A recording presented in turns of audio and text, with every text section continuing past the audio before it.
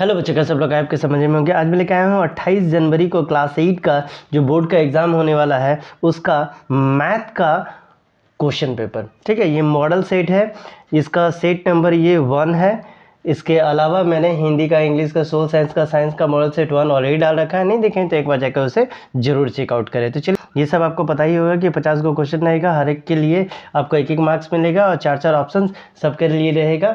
गलत होता है तो कोई एक्स्ट्रा मार्क्स डिडक्शन नहीं होगा। तो चलिए बिना देर का शुरू करते हैं। पहला नंबर दिया हुआ है 5 का गुणात्मक प्रतिलोम जो है व्युत्क्रम जो है वो क्या होगा। 5 का बोला है तो 5 का हो जाएगा 1/5, यानी इसको हम लोग फ्रैक्शन में दिखाते हैं। ठीक है, ये बाइलिंगुअल रहेगा जहाँ पे इंग्लिश और हिंदी आपको दोनों मिलेगा। दूसरा नंबर है गुणनफल 1 प्राप्त करने के लिए 7/23 को किसके साथ गुना करना पड़ेगा। किसके साथ गुना पड़ेगा, तो देखिए 7/23 को अगर हम 23/7 के साथ करते हैं तो हमारे पास 1 प्राप्त होगा। तो यहाँ आंसर कौन सा हो जाएगा, सी नंबर। इसके बाद आते हैं 3 नंबर में, जहाँ पूछा निम्नलिखित में से कौन वर्ग संख्या नहीं है। कौन इसमें से वर्ग संख्या नहीं है वो बताना है। तो 3 का हो जाएगा ए किसी का वर्ग नहीं है। 4 नंबर में है 441 और 484 के बीच कितनी पूर्ण संख्याएं हैं। ठीक है, कितनी पूर्ण संख्याएं हैं, तो इनके बीच एक भी पूर्ण संख्या नहीं है, क्योंकि ये 21 का स्क्वायर है और ये 22 का स्क्वायर है, तो इसके बीच एक भी नंबर नहीं लाई करता है। फिर 5 नंबर में है एक वर्गाकार फर्श की किनारा 5 मीटर है तो उस फर्श का क्षेत्रफल क्या होगा। तो देखिए किनारा 5 दिया हुआ है, तो आपको मालूम है साइड का स्क्वायर होता है, यानी 5 × 5, तो 5 का हो जाएगा सी नंबर 25 वर्ग सेंटीमीटर।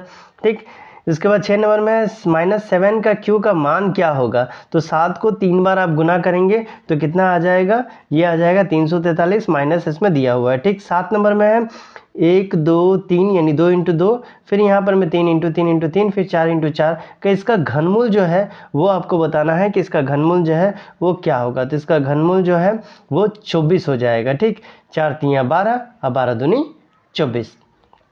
इसके बाद हम लोग आते हैं 8 नंबर में, जहाँ पूछा गया है एक पूर्णांक a का पावर m है। यहाँ m जो है वो क्या कहलाता है, तो m जो है उसको हम लोग एक्सपोनेंट यानी घातांक के नाम से हम लोग जानेंगे। 10 नंबर है a का पावर m और b का पावर m बराबर होगा। ये किसके बराबर होगा, तो ये मल्टीप्लाई में है, तो मल्टीप्लाई को हम लोग ऐसे दिखा सकते हैं। ठीक, क्योंकि दोनों का पावर जो है वो सेम है। 11 नंबर में पूछा गया है 4a + b3 = 55 है, तो ए और बी का जो मान है वो आपको बताना है कि ए और बी का जो मान है वो क्या हो जाएगा। तो ये हो जाएगा बी नंबर। आप इसको एक बार करके देख लेना। ठीक है, चलिए हम करके ही दिखा देते हैं। 3 × 1, ठीक, तो 4 दूनी 8 और यहाँ पर मैं 3, इसको जब सॉल्व करेंगे तब आपका आंसर आ जाएगा। तो एक बार आप करके चेक करके बता दीजिएगा कि आंसर कितना आया। उसके बाद आते हैं 12 नंबर में, जहाँ पर दिया गया है 234 x को 6 से विभाज्य हो तो x का मान जो है वो क्या हो जाएगा। तो x का मान जो है वो हमारे पास हो जाएगा बी नंबर 6। अब इसको चेक कीजिएगा। इसके बाद आता है 4/7 x² का संख्यात्मक गुणांक जो है वो क्या है, कोफिशिएंट बोला गया है। ठीक है, तो कोफिशिएंट क्या हो जाएगा, तो ये हो जाएगा सी नंबर, क्योंकि x² हटा देंगे तो 4/7 ही हमारे पास बचेगा। इसके बाद 14 नंबर में दिया है a + b और a + b का मान क्या हो जाएगा। यहाँ देखिए दोनों a + b है, तो 2 बार है तो स्क्वायर हो जाएगा। 15 है a + 2 का होल स्क्वायर का मान जो है वो क्या होगा। तो a + b का होल स्क्वायर का जो फार्मूला है आप उसमें डाल देंगे तो आंसर आ जाएगा। तो ये हो जाएगा ये वाला a² 2ab और b²। इसके बाद 16 नंबर में है 5a² b का सार्व गुणनखंड जो है अगर आपको दिखाना है तो क्या दिखाइएगा। तो देखिए 5a × a × b, इसी को हम लोग सार्व गुणनखंड के नाम से जानते हैं। 17 नंबर में बोला गया डैश का गुणनखंड xa + xb है। किसका जो गुणनखंड है वो ये होगा, तो ये इसका गुणनखंड होगा। फिर 18 नंबर में है एक रैखिक समीकरण में कितने हल हो सकते हैं।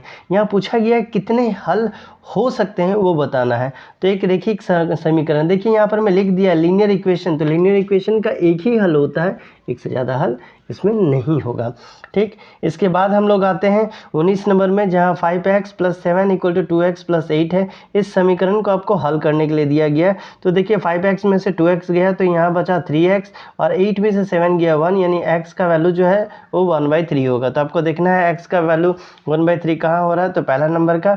इसके बाद आते हैं 20 नंबर, जहाँ पूछा गया है 50 आमों के समूह में 40% आम जो है पके हुए हैं। पके हुए आमों की संख्या जो है वो लिखना है। पके हुए आमों का संख्या जो है वो लिखना है। तो 50 का आप निकालो 40 परसेंट, 0 0 कट गया, यानी ये हो जाएगा 20। देखिए 20 कहाँ पर में है, यहाँ पर में। इसके बाद है 21 नंबर में बट्टा प्रतिशत वस्तु के डैश पर परिकलित किया जाता है, तो ये किसके ऊपर परिकलित किया जाता है, तो ये होता है अंकित मूल्य पे। इसके बाद 22 नंबर में आते हैं x/y = k। इसमें k को हम लोग क्या कहेंगे, k को क्या कहेंगे, तो हम लोग स्थिरांक के नाम से यानी कांस्टेंट के नाम से जानेंगे। 23 में है यदि x और y दोनों प्रतिलोम अनुपात में हो तो इसको हम लोग इसको दिखाएंगे, तो कैसे दिखाएंगे, तो इसको हम लोग कुछ ऐसे दिखाएंगे x/y = k। ठीक, इसके बाद हम लोग आते हैं 24 नंबर में, जहां आपसे पूछा जा रहा है यदि किसी चतुर्भुज के तीनों कोनों का माप जो है 90 के बराबर हो तो चौथा कोण कितना होगा। तो देखिए 90 करके 3 ठो है, मतलब 270, 270 को आप 360 से घटा दीजिए, जो बचेगा वो आंसर हो जाएगा। तो कितना हो जाएगा, तो यहाँ भी आपको उतना ही बच के आएगा। इसके बाद आता है 25 नंबर में, निम्न में से किस चतुर्भुज के लिए विकर्ण बराबर होगा, यानी कौन सा चतुर्भुज में विकर्ण बराबर होता है, तो ये आयत में होता है, जिसको इंग्लिश में हम लोग रेक्टेंगल बोलेंगे। 26 नंबर में पूछा गया है किसी षटभुज के कोनों का योग कितना होगा। षटभुज के कोनों का योग बोला गया है जो 720 होगा, आप फार्मूला लगाएंगे तब आपसे निकलेगा। 27 नंबर में है निम्न में से किस से एक बहुफलकी नहीं बनेगा, किससे बहुफलकी नहीं बनेगा, तो त्रिभुज से बहुफलकी कैसे बन पाएगा। इसके बाद आते हैं 28 नंबर में, जहाँ पूछा जा रहा है एक त्रिविमीय आकार का शीर्ष नहीं होता है, ठीक है, 3 डायमेंशनल का शेप का वर्टेक्स जो होता है वो नहीं होता है, तो ये किसका नहीं होता है, तो गोला का नहीं होता है। 29 है आयत का क्षेत्रफल जो है वो क्या होता है, तो आयत का क्षेत्रफल क्या होता है, लंबाई इंटू चौड़ाई। इसके बाद आते हैं 30 नंबर में, जहाँ आपसे पूछा जा रहा है वर्ग की एक भुजा की लंबाई 25 सेंटीमीटर है, तो इसका परिमाप क्या होगा, तो 4 इंटू साइड होता है 25, यानी 100 वर्ग सेंटीमीटर नहीं होगा, 100 सेंटीमीटर होगा। ठीक, इसके बाद हम लोग आते हैं 31 नंबर में, जहां आपसे पूछा जाए वैसी आकृति जिसके 3 विमाएँ होती है वो किस तरह की आकृति कहलाती है। 3 विमाएँ, तो इसको त्रिविमीय के नाम से यानी 3 डायमेंशनल के नाम से हम लोग इसको जानेंगे। इसके बाद आते हैं 32 नंबर में, एक्स भुजा वाले घन का पृष्ठीय क्षेत्रफल क्या होगा। एक्स भुजा वाले तो क्या हो जाएगा, एक्स भुजा वाले घन का तो 6x² हो जाएगा।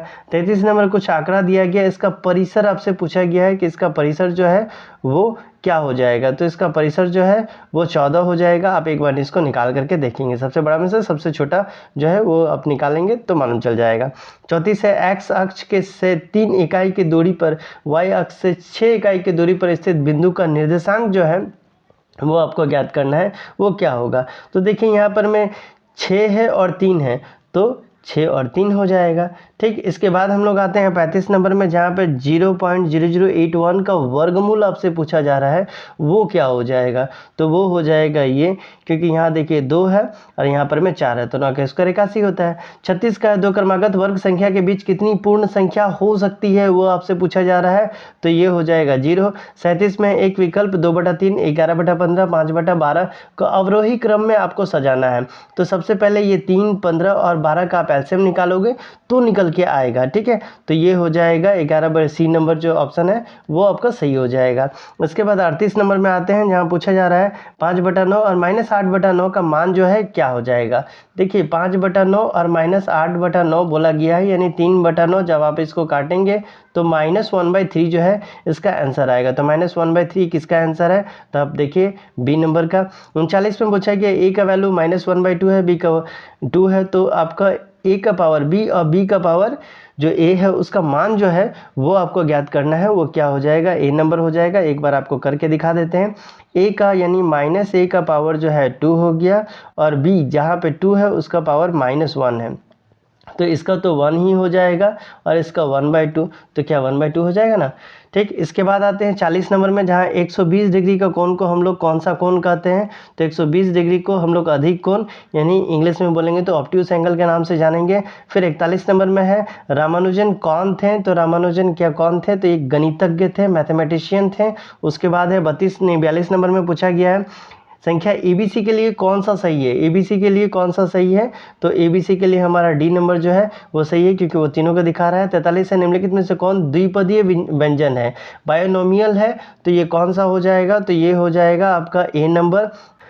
घन का कुल पृष्ठ क्षेत्रफल 44 नंबर में पूछा गया, वो 6L स्क्वायर हो जाएगा। 45 में पूछा गया घनात्मक परिमित संख्या कौन सा है, तो ये हो जाएगा 4/5। इसके बाद 46 में पूछा गया 32.768 का घनमूल क्या हो जाएगा, तो ये हो जाएगा आपका 3.2 हो जाएगा, ठीक है, जो आपको ध्यान में रखना है। इसके बाद 47 नंबर में 11/25 divided by dash equal to 11/25 लिखा है, तो यहाँ पर मैं आप किससे मल्टीप्लाई करेंगे, यानी कौन सा ऑप्शन जो है वो आपका सही हो जाएगा, तो 47 नंबर का हो जाएगा आपका डी नंबर -5/8। इसके बाद हम लोग आते हैं 48 नंबर में, जहाँ पूछा गया 0.25 का वर्गमूल जो है वो क्या हो जाएगा, तो 0.25 का वर्गमूल 0.5 होगा। इसके बाद 49 में है 2x/3 है इक्वल टू 2 है, तो x का जो मान है वो क्या हो जाएगा, तो इसको चलिए करके दिखा देते हैं।